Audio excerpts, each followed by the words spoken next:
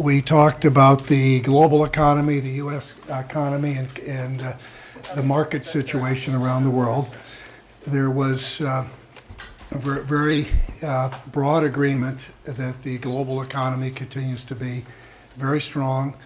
We have balanced growth, broad growth. There was, again, real agreement that there's very strong growth coming from the advanced developing countries around the world. And as these funds become bigger and bigger and more relevant, we talked about the housing market, mortgage markets, subprime.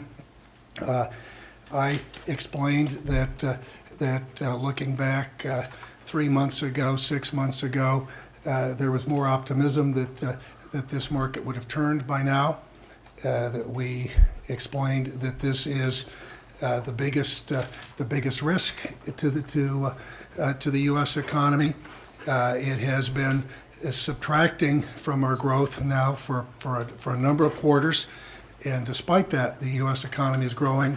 Very little evidence that it's spilled over into other areas. There was a general view that although there had been big focus on the challenges associated with hedge funds, I was very clear, and it didn't surprise anyone because I've always been clear on this with my colleagues, that I believe a strong dollar is in our nation's interest and believe that currency value should be determined based upon underlying economic fundamentals in a competitive marketplace. We had said that we welcomed China's adopting the principle of greater currency flexibility, and there was a real feeling that in light of the growing surpluses that China's building up and inflationary pressures, that we encourage them to move more quickly.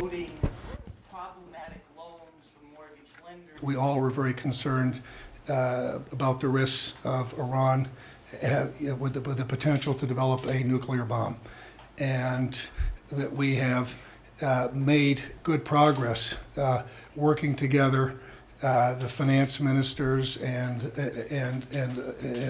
others with our allies around the world, working to deal with some of the risks, and in particular, we, the finance ministers, have been focused on the risks in our financial institutions, and working to keep all of our financial institutions from unwittingly be part of financing terrorism or weapons acquisition and so on.